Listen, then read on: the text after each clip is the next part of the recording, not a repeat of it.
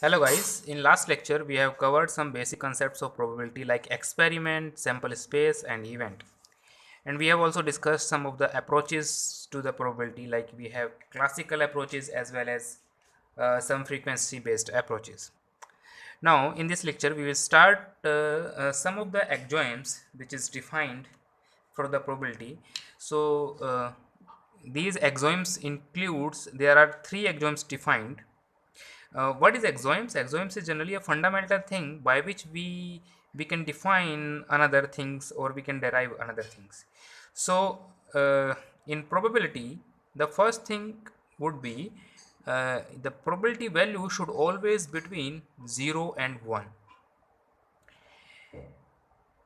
Okay, and the second thing would be probability of sample space. So if the subset size or the event is equal to the sample space, then the probability of that event to happen is 1. Like we have event 3 in previous example, which have the set as head and tail both. Now third axiom is, if we have to calculate the probability of A union B, then the probability is given by addition of probability of A event to happen and probability of B event to be happened, with the condition that A and B are mutually exclusive events. Okay, so if I include the inclusion and exclusion formula in this, then the same formula can be written as A union B would lead to probability of A plus probability of B minus probability of A intersection B. We call this formula as inclusion exclusion formula. So this is inclusion exclusion formula.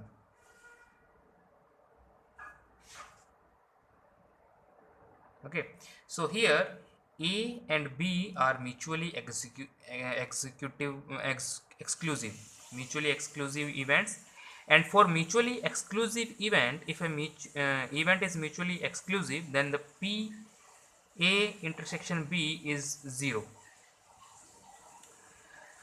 Mutually exclusive का मतलब है कि ए और B दोनों independent है. So if there is some probability for A, it does not affect the probability for B. When A and B are disjoint sets, वो भी can say जब ए और बी दोनों के दोनों डिसजॉइंट सेट हैं, उनमें कुछ भी कॉमन नहीं है, then we call those elements as a mutually exclusive random variables, and we use this formula to calculate the probability of A union B and put the value of A intersection B as a 0. Then the third axiom can be derived from this. Okay, so let's take an example. Suppose we have a deck of cards, and we want to find out the probability of ace and king. Then the probability of ace and king would be probability of ace plus probability of king minus probability of ace intersection king. So we know that we have 4 ace in the deck of card, and similarly we have out of 52, and we have 4 kings out of 52 in the deck of cards, and there is no common thing between these two. So 0.52 means the ace and king, if you want to pick up ace and king, there is no mutual exclusive means there is no dependency between them, they are mutually exclusive events. So the total probability of A union K is 8/52. Similarly, if take an example, if the event are inclusive, it is not an exclusive. If events are inclusive, take another example. Suppose this is your first example. In second example, Suppose you want to calculate the probability of A's with the heart. Okay, then we can write the probability of A's plus probability of heart minus probability of A's intersection heart. Okay, so the probability of A's is 4 by 52. Probability of heart is 13 because we have 13 cards of heart, minus we have one card of Ace which is also a heart. So we have 1 by 52 minus 1 by 52. So the total probability would be 18 by 52. So this is the inclusion case, when the events are inclusive, and when the events are exclusive we use this formula. So this is for the property of the property, or we can say that these are the axioms for the probability. Okay, so let's discuss about the types of events. So next 6 points is types of events. So in probability we have different types of event, like we already seen previous example. So first is equally likely. Events may be equally likely, or it may be mutually exclusive.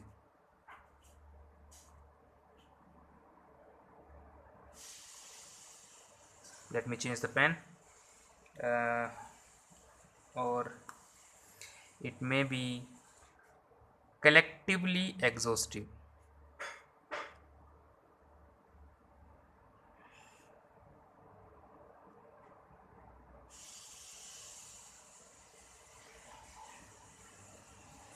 And it is mutually exclusive and collectively exhaustive. Okay, so I just use the short forms. So there are mainly, and the mainly 4 types of events may possible. You may have independent events also.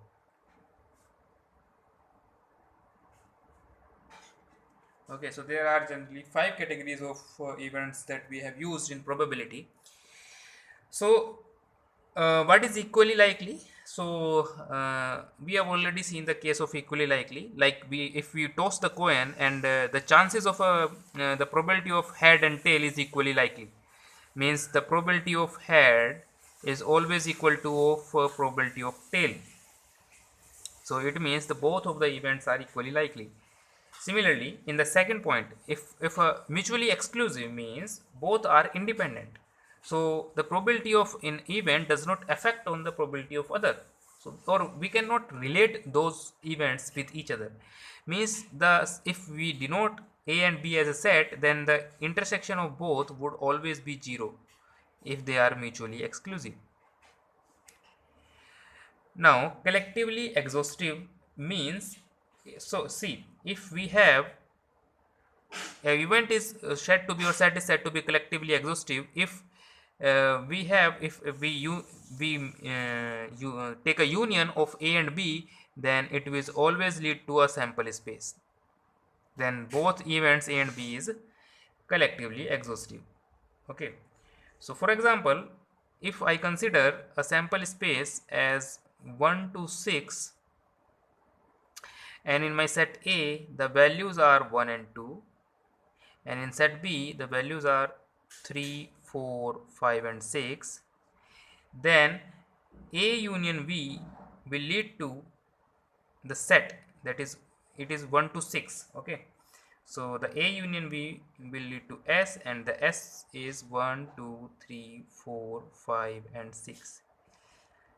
Now because this will lead to whole sample space, then we say that this A and B are collectively exhaustive events. Okay, if you got a set like if A is equal to 1, 2, 3 and B is equal to 3 and 4,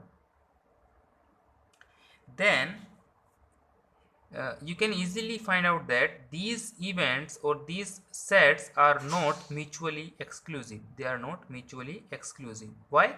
Because there is an item which is common between these two sets. Okay, neither they are collectively exhaustive. Why? Because 6 is not covered in the set. Okay, so for collectively exhaustive events, the probability of A union B is always 1, as we have seen the axioms earlier. Okay, now the next is, if the events are mutually exhaustive, mutually exclusive and collective exhaustive both, then the probability of event A plus probability of event B is always equal to 1. Okay, so if this is the case, then we have this rule, the probability of an event A and B are always equal to 1. Now let's see what is the independent events. So if independent events are those events in which A and B, if A and B are the two events, then A and B are independent if the occurrence of one does not affect the probability of other event of occurring. Okay, so we can say that say you have rolled a die and flipped a coin, then the probability of getting any number faced on the die in no way influence the probability of getting a head or a tail on the coin. So these two events are totally independent. Now another category can be defined as the type of event is dependent. So the dependent events are those events when two events are said to be when two events are interrelated, means the probability of one event occurring influences the likelihood of other event. Okay, for example, if you draw a two card from the deck of 52 cards, so we have a deck of 52 cards here and we have to pick up two cards from these 52 cards, suppose in my first row I have picked up ace, and we put this ace aside from the deck. It means we have remaining the 51 cards. Then in those 51 cards I have the pick another card of ace. So the second chance of picking up the ace from this deck of card is greatly changed. The probability is greatly changed because we have drawn a ace first. So let's calculate the probability for this one. So probability of picking a ace from the deck of card is the number of ace upon total number of cards, that is 4 by 52. And once we draw it from the deck of card and again we want to draw and find out the probability of ace, then the probability would become 4 minus 1 upon 52 minus 1, that is 3 upon 52. So we can clearly see that these two probabilities are different. So we say that the two events are dependent and the likelihood of the second event will depend upon the first event. So this is how these two events are dependent. So whenever the events are dependent, we have a concept of conditional probability. We can easily understand the concept of conditional probability. So the conditional probability is deals with the defining the dependence of event by looking at the probability of an event. So you have given a probability of any event and we have to predict the probability of another event. For example, what would be the probability of B if you already know the probability of A? So this is the notation how you can write the conditional probability. So you have given a probability of event A and you need to find out the probability of event B, and here both A and B are dependent. Okay, so this is called conditional probability, or you can also say that what is the probability of A if you have already known the probability of B. So these are the conditional probabilities. And if I want to find out only P of A, then I can say this is a marginal probability. Okay, so this formula says that, or this notation says that the probability that B occurs given that A is already occurred. We can also treat it like this. and we generally calculate this by the set theory, that this can be given as A intersection B upon probability of A.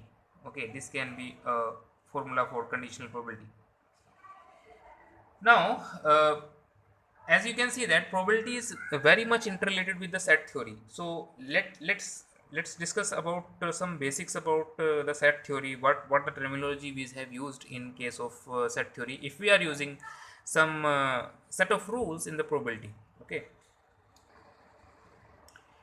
so set theory and probability says that we have already discussed some of the basic concepts in probability like sample space and events. We just see here that how we can represent those concepts in the set theory notations. So a sample space, we can define a sample space as a universal set of all possible outcomes of a given experiment. So suppose this is my sample space, like we have universe in the set theory, so we denote a sample space S as a universe. Now if two events are given like A and B, then these events are part of the sample space only. So we can represent like one event is A here and another event is B here. So suppose this is event A and this is event B, and there is some other event C, okay, which is also a part of this sample space. Then the entire sample space can be written as a set of all possible events. Okay, outcome of all possible experiments, we can also say that. From the set theory, I can also reduce the C as A union B complement, or we can also say that A union B would always equal to the set A plus set B, and we have to negate the intersection between these two. So the different region of the set S can be explained as using the rules of the probability. So we have to understand what are the rules defined in the probability in order to understand the different regions in this set. Okay, so we have to keep this diagram in mind when we discuss the rules of the probability. So let's discuss the rules one by one. So the first rule is probability of A union B is always equal to probability of A plus probability of B minus probability of A intersection B. And if the events are mutually exclusive, then the probability of A union B is always equal to probability of A plus probability of B if A and B are mutually exclusive events. Second point is, if you want to calculate the probability of A intersection probability of B, then it is given by probability of A multiplied with probability of B when you know the probability of A. Means what is the probability of occurring a B if event A is already occurred. Okay. Now we can also write it like probability of B and probability of A when you know the probability of B. Okay, so these two will relate as a P A intersection B, and if A and B are independent, if the events are independent, then the A intersection. So these conditional probability is always used with the dependent events or dependent outcomes, but if they are independent, then the same formula can be calculated by probability of A to occur into probability of B to occur, and we can find out the intersection between these two events when A and B are independent. Okay, now so the third rule is probability of A complement is always 1 minus probability of A. Or we can also write like probability of A can be thought of as 1 minus probability of A complement. The fourth rule is probability of A given event B is occurred would be probability of A intersection B upon probability of A. Similarly, we can find out the probability of B when A is already occurred with probability of A intersection B divided by probability of A. Okay, so these are some of the basic rules. Now, the next rule is rule of total probability.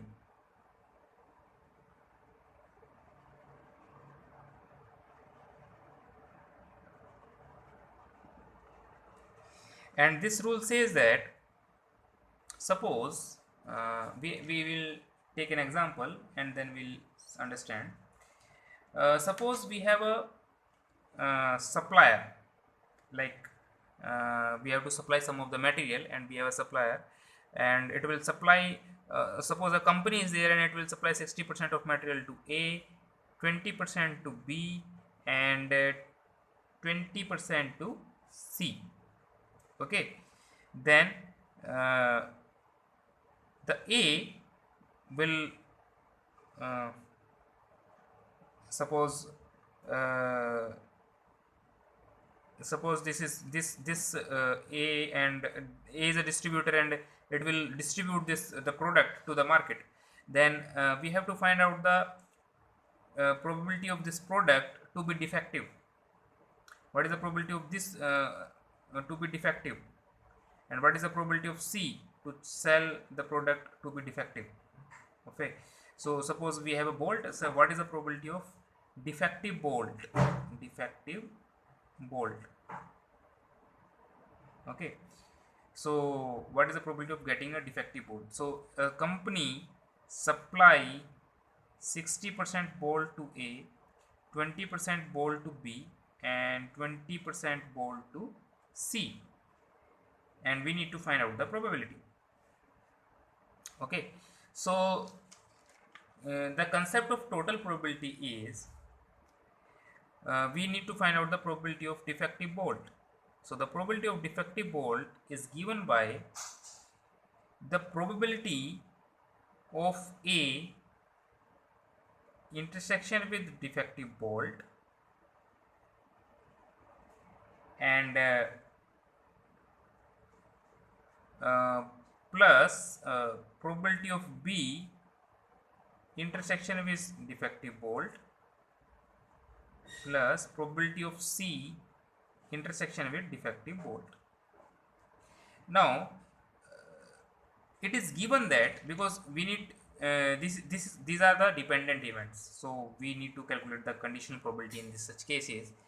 So it is given that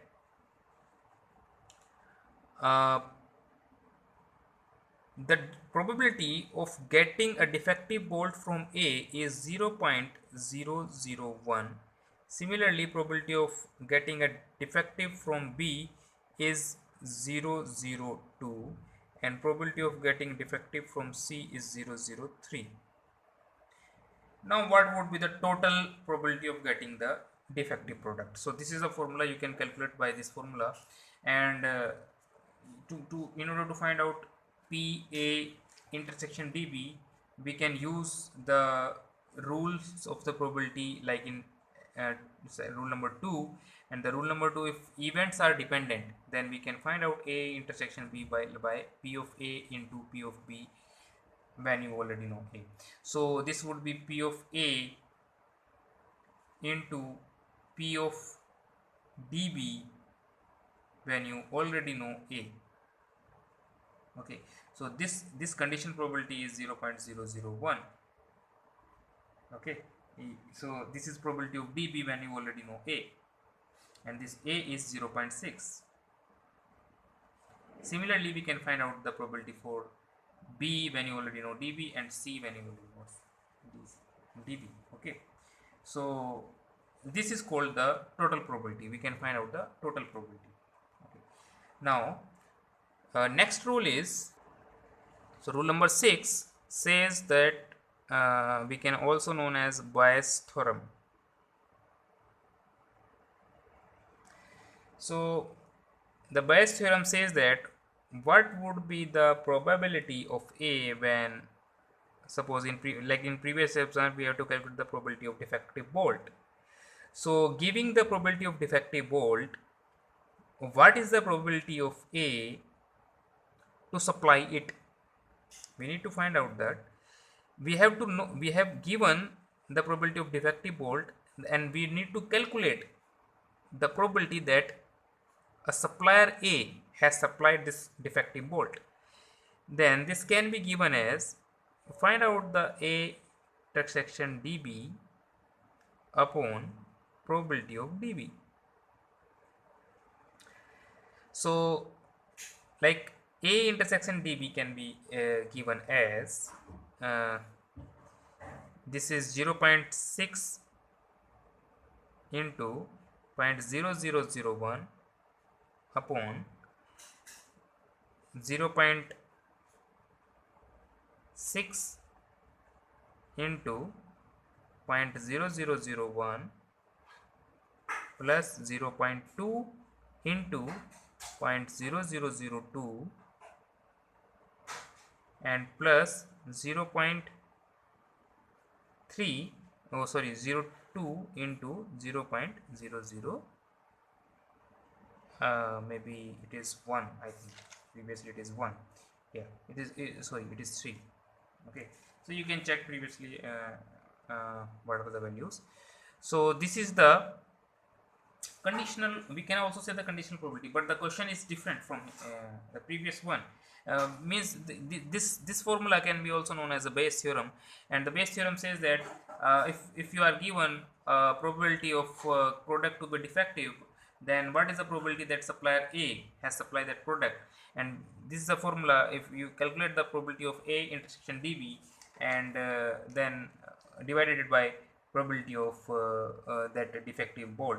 Okay, so this A intersection dB can be find out by probability of A into the probability of getting a product to be defective, and similarly it is, as it is divided by dB, and we have calculated the total probability of dB in the previous example.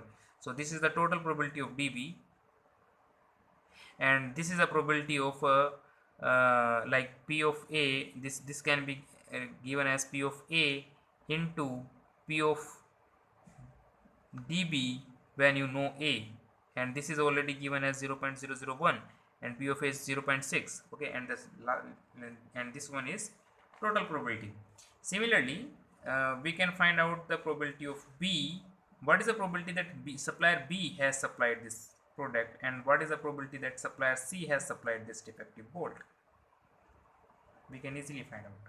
Okay, so these are the rules which is to be used in the probability.